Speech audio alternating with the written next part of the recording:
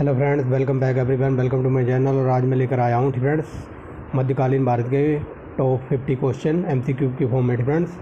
ये हमारा practice set होगा मध्यकालीन भारत इतिहास का फ्रेंड्स। तो चलिए स्टार्ट करते हैं, क्योंकि एग्ज़ाम वगैरह बहुत ही नज़दीक लगे हुए हैं, जैसे कि यूपी लेखपाल, आरआरबी ग्रुप है डी का फ्रेंड्स, रेलवे ग्रुप डी का, और हरियाणा सीईटी का वगैरह का जो एग्ज़ाम होने वाला है, तो उसके लिए लगे हुए हैं फ्रेंड्स। तो चलिए पहला क्वेश्चन देखते हैं, थोड़ा तीव्र गति से चलेंगे। ये वेरी मोस्ट इम्पोर्टेंट है, 50 के 50 क्वेश्चन फ्रेंड्स। कई बार एग्जाम में यहाँ से क्वेश्चन पूछ लिए जाते हैं सीधा फैक्ट के रूप में, तो जैसे कि ये इस पर वेरी मोस्ट इंपॉर्टेंट लगा लो फ्रेंड्स, वेरी मोस्ट इंपॉर्टेंट लगा लो। पहले क्वेश्चन पे ये क्वेश्चन पूछा जा रहा है कि मनसबदारी प्रथा कहाँ से आई थी या फिर कहाँ से लाई गई थी, तो ये Mongolia friends, option number B हो जाएगा। दूसरा क्वेश्चन देखिए, पहली बार ऐसा मुस्लिम शासक कौन था जिसने हज की यात्रा अपने खर्च पर अपनी जनता को करवाई थी, तो अकबर ने करवाई थी। आगे देखिए तीसरा क्वेश्चन क्या कहता है, विजयनगर साम्राज्य में सर्वाधिक आयात करने वाली वस्तु थी, तो घोड़े। ये मैंने कई बार बता रखा है फ्रेंड, युद्ध वगैरह घोड़े से होते थे उस टाइम। आगे देखिए, दिल्ली सल्तनत के दौरान बरीद किसे कहा जाता था, तो बरीद एक प्रकार का समाचार वाहक था और एक जासूस भी होता था, बरीद नाम का फ्रेंड। आगे देखिए FT यानी कि फिरोज शाह तुगलक ने किस पुस्तक की रचना की थी, एक की थी फतुआ ए फिरोज शाही फ्रेंड्स। आगे देखिए, सिंचाई पर कर लगाने वाला था, तो ये था फिरोज शाह तुगलक। आगे देखिए वेरी मोस्ट इंपॉर्टेंट है, ये पूछा जा रहा है कि जो अरबों ने सिंध पर आक्रमण किए थे, तो उसमें बहुत सारे हिंदू लोगों को मुसलमान बनाया गया था, मतलब अपना धर्म परिवर्तन कराया गया था। लेकिन पहले वो हिंदू थे, फिर मुस्लिम बने, फिर मुस्लिम से दोबारा हिंदू बने थे, तो वो कौन से धर्म के अकॉर्डिंग बने थे, तो वो थी देवल स्मृति। ठीक है ना, समझ गए होगे। क्वेश्चन पढ़ देता हूँ, ये देखिए, अरबों के सिंध आक्रमण के दौरान बहुत से हिंदू को जबरन मतलब ज़बरदस्ती मतलब धर्म उनका चेंज करवाया गया, यानी कि मुस्लिम बनाया गया, फिर वो मुस्लिम से दोबारा हिंदू बने थे। किसकी स्मृति से? देवल स्मृति से। ठीक है। आगे देखिए, मुगल राज्य में काजी उल कुजात कौन थे, तो ये था एक न्याय सर्वोच्च अधिकारी। ठीक है। जैसे आज के टाइम जज वगैरह होते थे, तो मुगल काल में तो जज को कहा जाता था, क्या कहा जाता था? काजी उल कुजात। ठीक है, समझ गए हो गए। आगे चलते हैं, बीजापुर। ठीक है, बीजापुर के आदिल अहमद शाह वंश के सेनापति अफजल खान का असली नाम क्या था, तो ये था अब्दुल बटरी। ठीक है। आगे दे दीन इलाही की स्थापना हुई थी 1582 में, वेरी मोस्ट इंपॉर्टेंट। और कई बार ये पूछ ले किसने की थी, तो अकबर ने। आगे देखिए, हसन निजामी और खाए मुदबीर किसके दरबारी कवि थे, ये कुतुबुद्दीन ऐबक के थे। आगे देखिए, मोहम्मद गौरी ने पहली बार भारत पर आक्रमण किया था 1175 में। आगे देखिए, किसके शासनकाल में मुगल चित्रकला का स्वर्णकाल कहा जाता, तो ये था जहांगीर। ठीक है। अगर ये पूछ ले कि मुगल काल में चित्रकला शुरुआत किसने की थी, तो उसका आंसर हो जाएगा हुमायूं। ठीक है। बट यहाँ पर सबसे ज़्यादा मुगल काल चित्रकला का स्वर्ण काल कहा जाता है जहांगीर को, वेरी मोस्ट इंपॉर्टेंट। किसके? आगे देखिए, 14वां नंबर क्या कहता है, मुगल ठीक है किसका काल वास्तुकला। ठीक है, वास्तुकला की मतलब समझ लीजिए किसके काल में सबसे ज़्यादा इमारतें या बिल्डिंगें बनाई गई थी, तो ऐसा करने वाला था शाहजहाँ। ठीक है, ताजमहल, लाल किला वगैरह बहुत कुछ इसने बनवाया था। आगे देखिए, मोहम्मद बिन कासिम ने आक्रमण किया था भारत के ऊपर 712 ईस्वी में। अगर ये पूछ ले,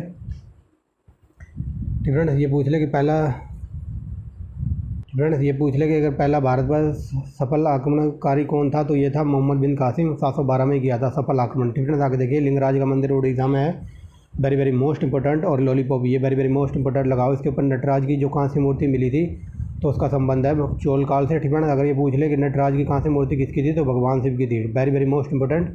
और चोलों के पास A1 क्वालिटी की नौसेना होती थी, जिसे नेवी कहते थे।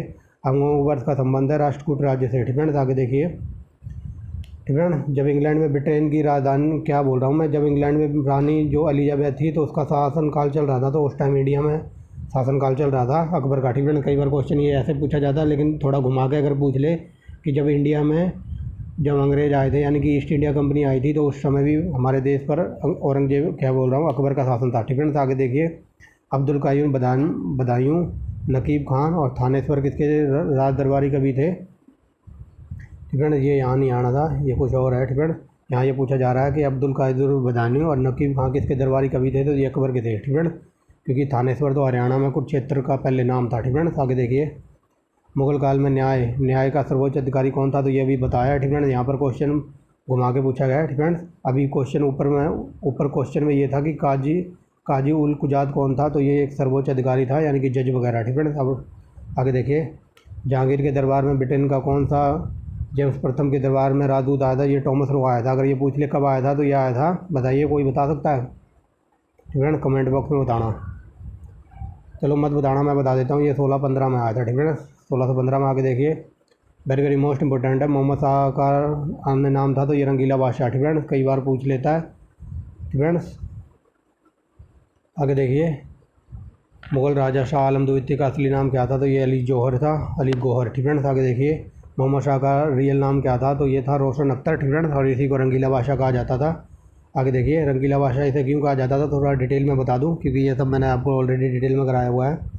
फ्रेंड्स, इसके काल में मतलब स्त्रियां वगैरह ये मतलब A1 क्वालिटी की महंगी शराब वगैरह पीता था, ज़्यादातर अपनी रानियों के साथ हरम में ही पड़ा रहता था। ठीक फ्रेंड्स, और कभी कभार जब ये इसका दरबार वगैरह लगता तो ये लेडीज़ों के कपड़े वगैरह पहन के आ जाता था दरबार में। ठीक फ्रेंड्स, तो इसी वजह से इसको रंगीला बादशाह कहते थे। ठीक फ्रेंड्स, आगे देखिए, अलाई दरवाज़ा किसने बनवाया था तो ये बनवाया था अलाउद्दीन खिलजी ने। ठीक फ्रेंड्स, आगे देखिए, बीजापुर सल्तनत की स्थापना किसने की थी? यूसुफ आदिल शाह ने। बाबरनामा तो ये मूल रूप से चगताई भाषा में लिखा गया है। ठीक है, आगे देखिए, मंगोलों ने सबसे ज़्यादा आक्रमण किए थे खिलजी के काल में, अलाउद्दीन खिलजी। आगे देखिए, कुतुब मीनार का निर्माण कराया गया था बख्तियार काकी की याद में। आगे देखिए, मोहम्मद गौरी का अंतिम अभियान था पंजाब में खोखरो जाति के खिलाफ। ठीक है, वेरी वेरी मोस्ट इंपॉर्टेंट है। आगे देखिए, महमूद गजनबी के साथ भारत आने वाला था अलबरूनी। ठीक है, वेरी वेरी मोस्ट इंपॉर्टेंट। अगर क्वेश्चन ये पूछ ले थोड़ा डीप में कि भारत के पुराणों का अध्ययन करने वाला सबसे पहला मुस्लिम कौन था तो ये मुसलमान था अलबरूनी। ठीक है, और इसने एक किताब लिखी थी, कोई बता सकता है? कमेंट बॉक्स में बताना। आगे देखिए, औरंगजेब कौन सा यंत्र बजाता था? वीणा। ठीक है, very very most important. Iltutmish ने एक चांदी का सिक्का चलाया था जिसका वजन था 175 ग्राम। ठीक है, ये चांदी आंसर हो जाएगा। आगे देखिए, ठीक फ्रेंड्स, ये है, ये हेलीबीड है, यहाँ पर हाँ आना था। ठीक फ्रेंड्स, ये मलेबीड नहीं है, ये हेलीबीड है। ठीक है, हेलीबीड और बेलूर के मंदिर का निर्माण किस राजा ने कराया था? ये कराया था होशल राजाओं ने। ठीक है, आगे देखिए, पूरी तरह से अरबी सिक्के भारत में सर्वप्रथम चलाए थे रजिया के पापा ने। आगे देखिए, इनका सही कालक्रम बता दीजिए। तो सबसे पहले आए थे गुलाम वंश, फिर खिलजी वंश, फिर तुगलक वंश, फिर लोधी वंश। आगे देखिए, 1576 में हल्दी घाटी का युद्ध हुआ था अकबर और महाराणा प्रताप के बीच। आगे देखिए, पानीपत का तीसरा युद्ध मराठा और अफगानों के बीच हुआ था। Very very most important. आगे देखिए, आगरा में कौन सी इमारत आगरा में कौन सी इमारत सेंट कैथेड्रल की तरह बनी है तो ये मोती मस्जिद। आगे देखिए, ठीक फ्रेंड्स, मुग़ल काल में बंदरगाहों का सर्वोच्च अधिकारी होता था तो उसे कहते थे मीर ए बहार। ठीक है, ये बंदरगाहों का अधिकारी होता था, यानी कि डकयार्ड का। आगे देखिए, विजयनगर साम्राज्य की स्थापना के समय दिल्ली पर किसका शासक था तो ये था MBT, यानी कि मोहम्मद बिन तुगलक का। आगे देखिए, 43 नंबर क्या कहता है? निम्नलिखित में से कौन सा राजपूत राजा मस्जिद के पुनर्निर्माण के लिए जाना जाता है तो ये थे जय सिंह सिद्धराज। ठीक फ्रेंड्स, आगे देखिए, यहाँ पर बताना कौन सा सही सुमेलित नहीं है तो ये यूसुफ आदिल था, ये अहमदनगर के नहीं थे, ये थे बीजापुर के। ठीक फ्रेंड्स, बीजापुर के थे, ये अभी पीछे कई बार पढ़ के आए हैं। ठीक फ्रेंड्स, आगे देखिए, दक्षिणी भारत के पश्चिमी घाट पर कौन से भारतीय हिस्से थे तो ये थे मूसरी और टोंडी। ठीक है, मूसरी और टोंडी ये दोनों दक्षिण भारत में थे, बट पश्चिम घाट के अंडर आते थे। ये भारत के दोनों हिस्से थे, ठीक है, टोंडी और मूसरी। ठीक है, आगे देखिए, मोहम्मद बिन तुगलक यानी कि MBT के समय विदेशी यात्री इब्न बतूता, ये लॉलीपॉप क्वेश्चन है, मोरक्को से आया था और मोरक्को पड़ता है अफ्रीका में। ठीक है, और कई बार इसकी पूछ लेता है कि इसकी जो ये आया था मोरक्को का यात्री कौन था? ये इब्न बतूता आया था। इसकी पुस्तक का ज़रा नाम बताओ तो उसका नाम था रहेला। ठीक है, इसने एक पुस्तक लिखी थी रहेला। ठीक है, और मोहम्मद बिन तुगलक ने। ठीक है, ये सब मैंने डिटेल में पढ़ा दिया। मोहम्मद बिन तुगलक ने अपने शासनकाल में इसको, ठीक है, इसको क्या बनाया था तो काजी नियुक्त किया था। ठीक है, आगे देखिए, मोहम्मद गौरी को माउंट आबू के पास किसने हराया था? भीम सिंह सोलंकी द्वितीय ने। आगे देखिए, किस चोल राजाओं ने मालदीव को जीता था? ये राजराज प्रताप ने। वेरी वेरी मोस्ट इंपॉर्टेंट है। आगे देखिए, औरंगजेब की मृत्यु हुई थी तो ये हुई थी अहमदनगर में। आगे लास्ट क्वेश्चन है हमारा इसका। ठीक है, जो क्या कहते हैं बुलंद दरवाज़ा बनवाया गया था। ठीक है, तो ये बनवाया था 1602 में, किसने? अकबर ने। ठीक है, और ये पूछ ले किसकी स्मृति में बनवाया था? कई बार एग्जाम में डीप में पूछ लेता तो ये जब अकबर गुजरात को जीत के आया था तो उसकी खुशी में बुलंद दरवाज़ा बनवाया गया था। लेकिन कई बार और थोड़ा डीप में UPPCS में क्वेश्चन ये पूछा कि अकबर जब गुजरात विजय करके आया था तो उसने बुलंद दरवाज़ा बनवाया था 1602 में, लेकिन जब बुलंद दरवाजे का दरवाज़ा खोला गया था, इसका ताला खोला गया था तो ये कौन सी चाबी से खोला गया था तो गोल्ड। ठीक है, सोने की चाबियों से खोला था इसका दरवाज़ा। तो ये थे हमारे 50 क्वेश्चन जो वेरी वेरी मोस्ट इंपॉर्टेंट थे। ठीक फ्रेंड्स, तो ऐसी वीडियो देखने के लिए आप जुड़े रहिए चैनल के साथ। वीडियो को लाइक कर सकते हो, चैनल को सब्सक्राइब कर सकते हो। ठीक है, thanks for watching the video and bye.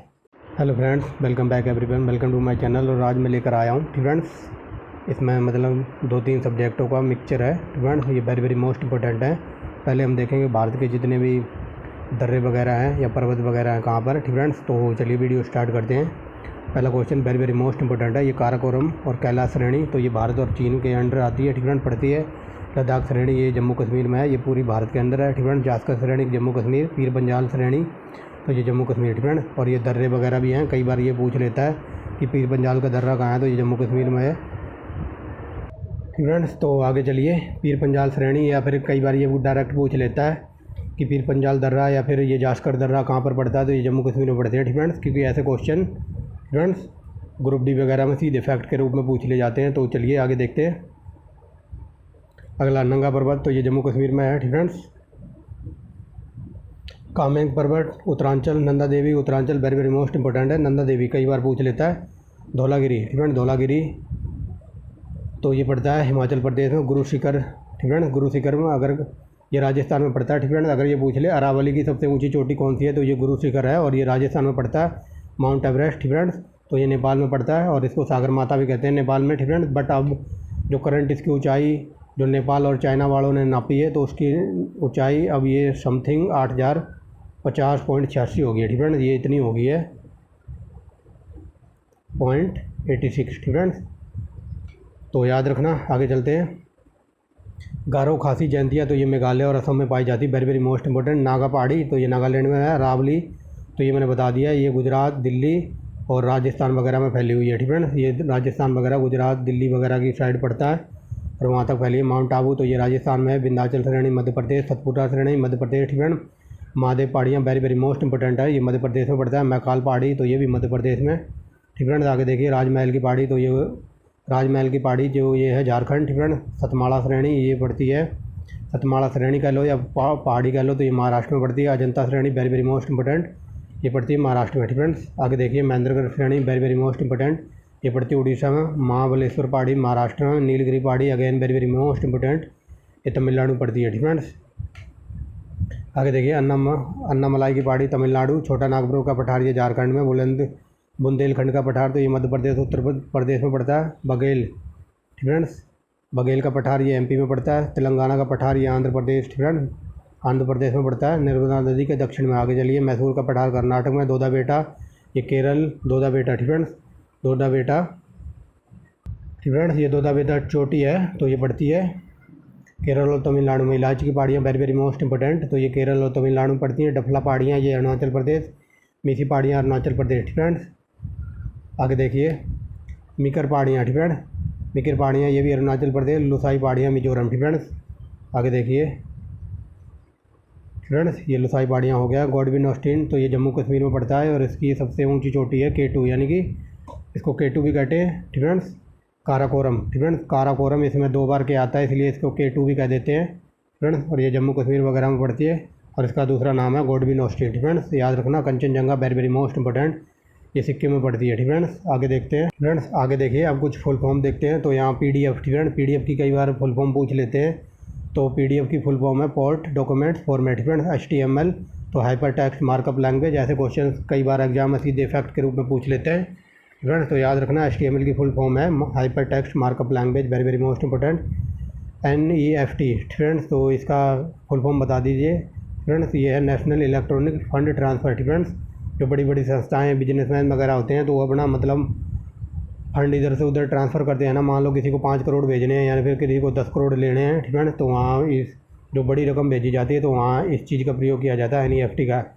MRC very very most important लगाओ इसके ऊपर। MIRC का फुल फॉर्म है मैग्नेटिक इंक करैक्टर रिकॉग्नाइजेशन, ये फॉर्म है कंप्यूटर के फ्रेंड्स। और ये MIC का कई बार ये पूछ लेता है कहाँ प्रयोग किया जाता है। तो MRC जो बैंकों वगैरह में जो आप चेक लेके वगैरह जाते हो ना, तो चेक के ऊपर जो अक्षर बारकोड वगैरह होता है तो उसको स्कैन करने के लिए इसका प्रयोग किया जाता है फ्रेंड्स। आगे देखिए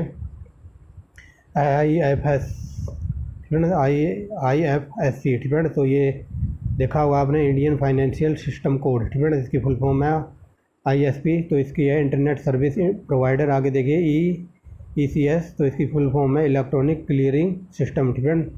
CST की फुल फॉर्म है central sales tax friend. CRR का अर्थ बताइए, इसकी फुल फॉर्म पूछी है तो cash reserve ratio friend. UDP की फुल फॉर्म है यूज़र डाटा ग्राम फ्रेंड डाटाग्राम प्रोटोकॉल, CRT की फुल फॉर्म है रियल टाइम क्लॉक, IP यानी कि internet protocol, very very most important. आगे देखिए CAG यानी कि भारत का कंट्रोल एंड ऑडिट जनरल, ठीक फ्रेंड्स।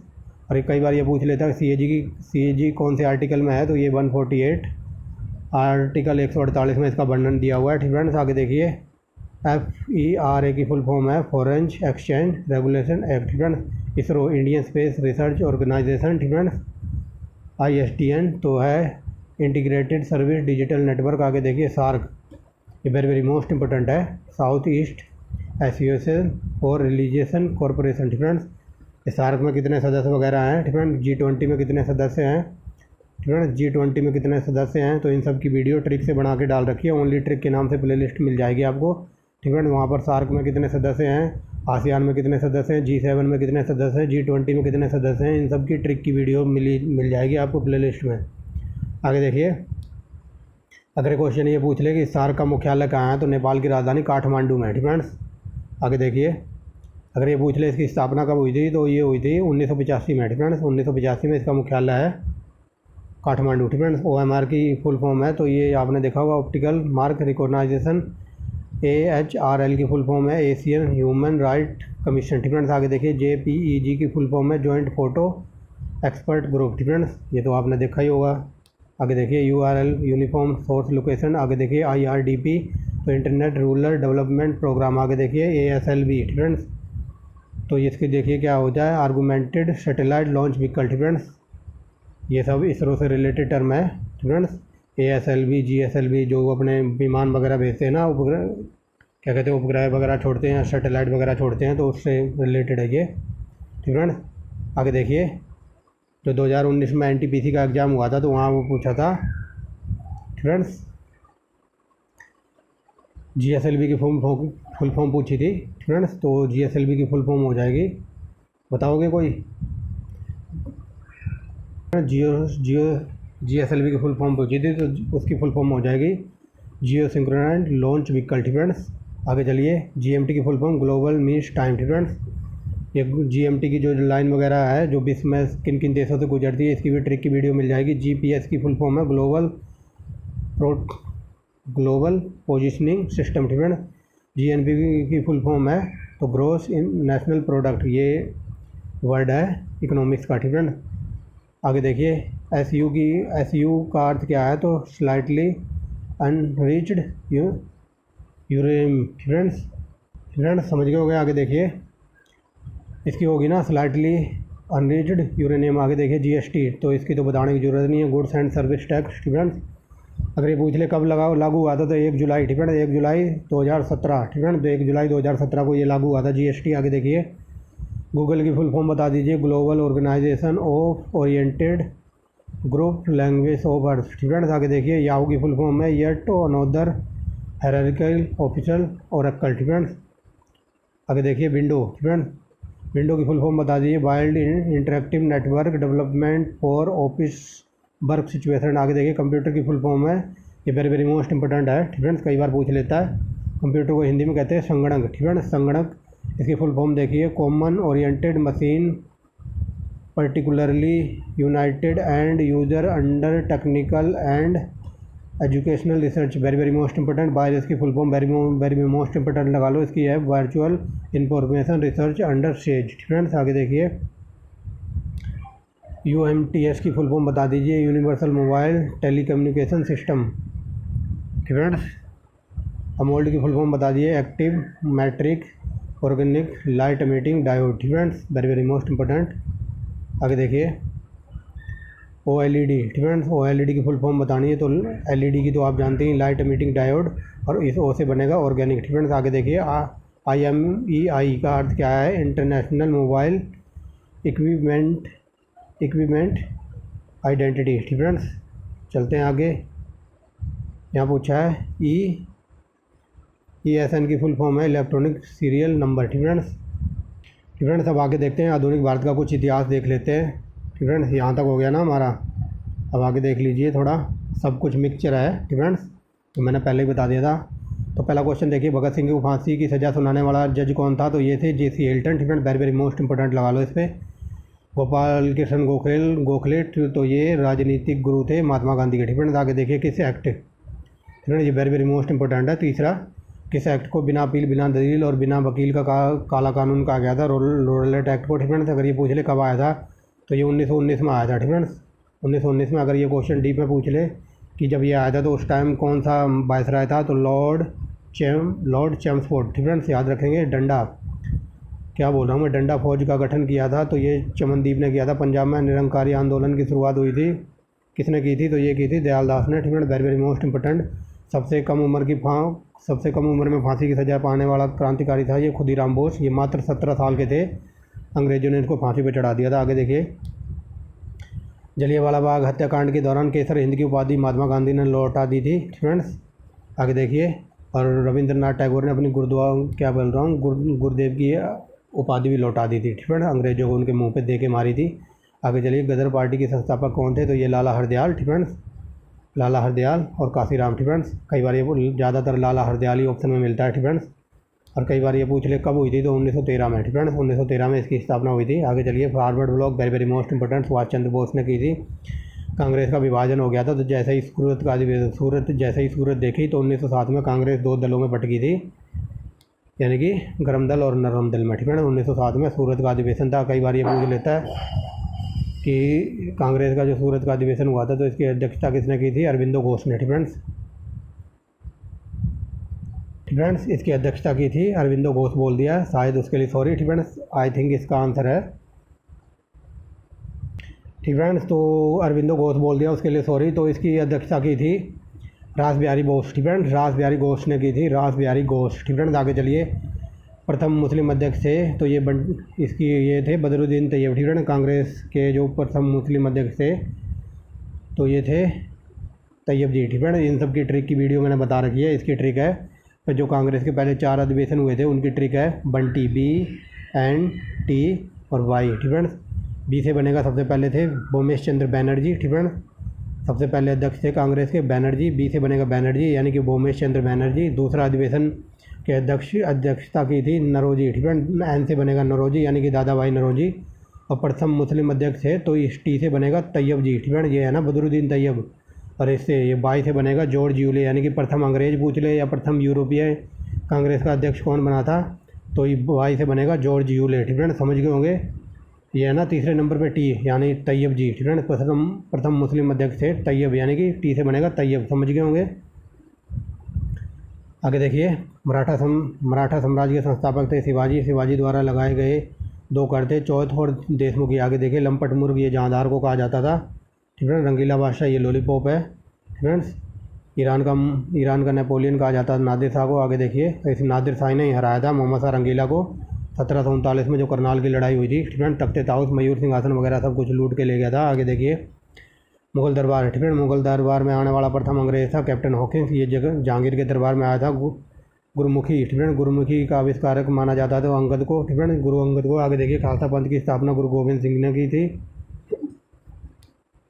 फोर्ट विलियम कॉलेज की स्थापना बेलजली ने की थी। ठीक है, आगे देखिए, भारत में पहली बार सार्वजनिक निर्माण विभाग की स्थापना की थी लॉर्ड डलहौजी ने। ठीक है, आगे देखिए, अजमेर के मयो कॉलेज की स्थापना लॉर्ड मयो ने की थी। भारत के उद्धारक की संज्ञा दी जाती है लॉर्ड रिपन को। ठीक है, कई बार ये क्वेश्चन ऐसे पूछा जाता है कि भारत में स्थायी स्वशासन का जनक किसे माना जाता है? Lord Ripon. आगे शिमला समझौता 1945 में हुआ था। लॉर्ड, ठीक है, स्वतंत्र भारत के प्रथम गवर्नर जनरल थे लॉर्ड माउंटबेटन। आगे देखिए, टाटा टोपे का रियल नाम था Atmaram Pandurang. Very very most important है। आगे देखिए, इंग्लैंड में भारतीय सुधार समिति की स्थापना किसने की थी? दादा भाई नौरोजी ने। ठीक है, आगे देखिए, जलियांवाला बाग हत्याकांड में जनरल डायर का सहयोग करने वाला भारतीय कौन था? तो ये गद्दार था अंतराज। आगे देखिए, मेवाड़ में भील आंदोलन का नेतृत्व किया था मोतीलाल तेजबात ने। ठीक है, आगे देखिए, ठीक है, ये हो गया ना साइमन कमीशन। ठीक है, साइमन कमीशन को किस अन्य नाम से जाना जाता था? वाइट मैन ऑफ कमीशन, क्योंकि इसमें सारे अंग्रेज सदस्य थे, यानी कि सब गोरे थे अंग्रेज। ठीक है, प्रथम गोल में सम्मेलन हुआ था कब? तो ये वेरी वेरी मोस्ट इंपॉर्टेंट है। तो ये हुआ था 17 नवंबर 1930 को। ठीक है, वेरी वेरी मोस्ट इंपॉर्टेंट।